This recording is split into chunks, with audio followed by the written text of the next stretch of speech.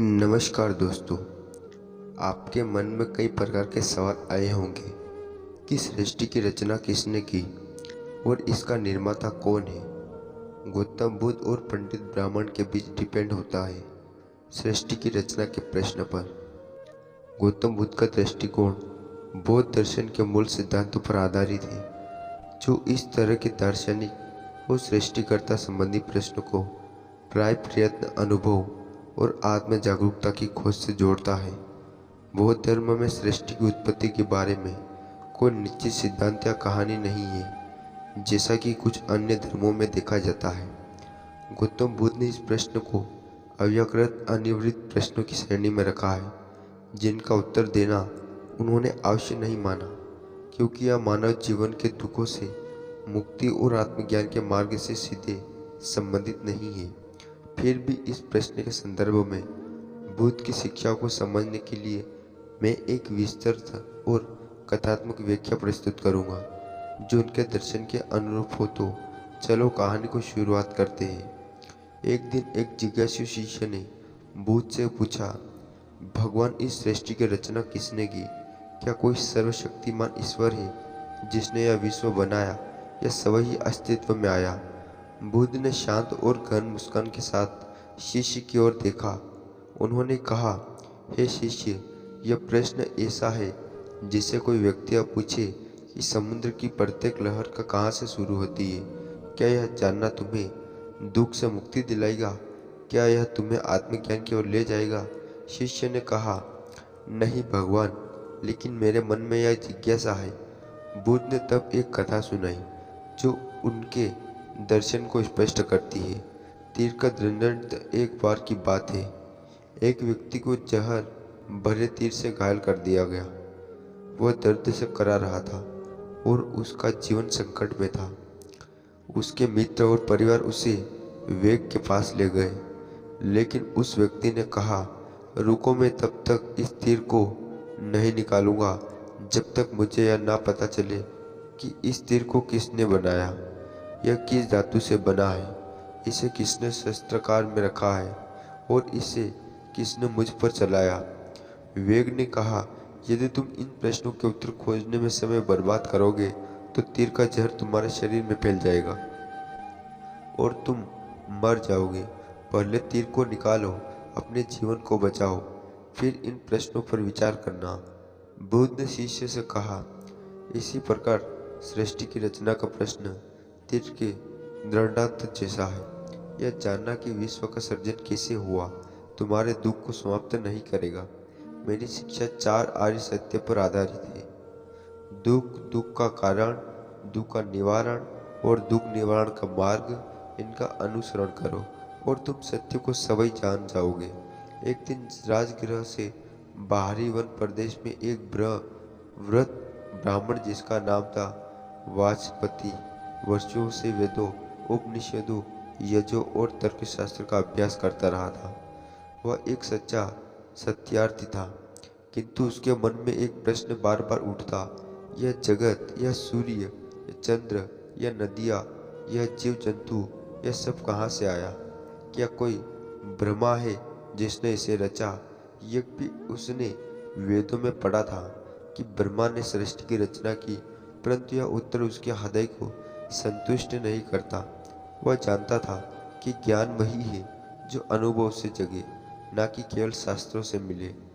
एक दिन उसे किसी यात्री साधु से यह जात हुआ कि बुद्ध नामक एक वीरक पुरुष, जो राजकुमार से सन्यासी बने हैं, राजगृह केवल विहार में ठहरे हैं। कहा जाता है कि वे कौन और मौन में सत्य दिखा देते हैं। वाचस्पति उसी क्षण चल पड़ा। वह जानना था अब उसे शास्त्र नहीं, प्रजा चाहिए। ब्राह्मण वनस्पति धीरे धीरे वेलुवन विहार में पहुंचा। वहां सुगंधित वनों के मध्य बुद्ध पीपल वृक्ष की छाया में शांत मुद्रा में बैठे थे। शिष्यगण मौन थे। किसी ने उसे आने की सूचना दी। वाचस्पति ने हाथ जोड़कर प्रणाम किया। वाचस्पति गंभीर स्वर में, हे तथागत, मैं एक प्रश्न साथ लेकर आया हूँ जो मेरी आत्मा को वर्षों से मत रहा है। क्या आप मुझे उस उत्तर देंगे? बुद्ध धीरे स्पष्ट स्वर में बोले, ब्राह्मण मैं केवल उन्हीं प्रश्नों का उत्तर देता हूँ जो दुख को समाप्त करने में सहायक हो।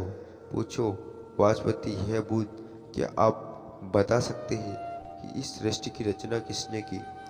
क्या कोई ईश्वर है जिसने इसे बनाया? क्या ब्रह्मा है इसका कारण? यह एक गहन दार्शनिक और आध्यात्मिक कथा प्रस्तुत है जिसमें एक ब्राह्मण और बुद्ध के बीच सृष्टि की रचना को लेकर संवाद होता है। यह कथा बुद्ध के अद्वितीय दृष्टिकोण को दर्शाती है, जहाँ वे सवाल को गहराई से देखने का आग्रह करते हैं। पारंपरिक उत्तर देने और कथा का उद्देश्य केवल जानकारी देना नहीं, बल्कि आंतरिक जागरूकता की ओर ले जाना है। ब्राह्मण, यह तथागत, मैं वर्षों वेदों से और उपनिषदों का अध्ययन कर रहा हूँ, यज्ञ और तप से आत्मा की खोज करता आया हूँ। पर एक प्रश्न है जो अनुत्तीर्ण है, यह सृष्टि किसने रची? ब्रह्मा ने, आत्मा ने, या कोई और तत्व? बुद्ध मौन रहे।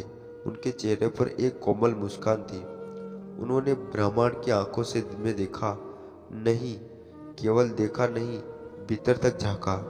बुद्ध धीरे से, वाचस्पति, तुमसे जो पूछा वह प्रश्न कितना प्राचीन है और कितनी बार पूछा गया है, पर क्या तुम यह जानते हो कि यह प्रश्न क्यों उत्पन्न होता है? ब्राह्मण चौंकते हुए, क्यों उत्पन्न होता है? क्योंकि मनुष्य जानना चाहता है कि सृष्टि की उत्पत्ति उसका रचयिता बुद्ध। मान लो कोई व्यक्ति घायल हो और उसके शरीर में बाण धंसा हो। यदि वह पूछे कि यह बाण किसने चला है, किस लड़की का बना है, उस पर किसी पक्षी का पंख है, और वह तब तक उपचार ना कराए जब तक उत्तर ना मिले, तो उसका क्या होगा? ब्राह्मण मंथन करते हुए, वह मर जाएगा। तथागत बुद्ध गंभीर स्वर में, ठीक वैसे ही यह जीवन भी पीड़ा से घायल है, लोभ, मोह, अहंकार के बाण से, और तुम सृष्टि की रचना पूछते हो, जबकि यह जानना अधिक जरूरी है कि इस दुख से कैसे मुक्त हो।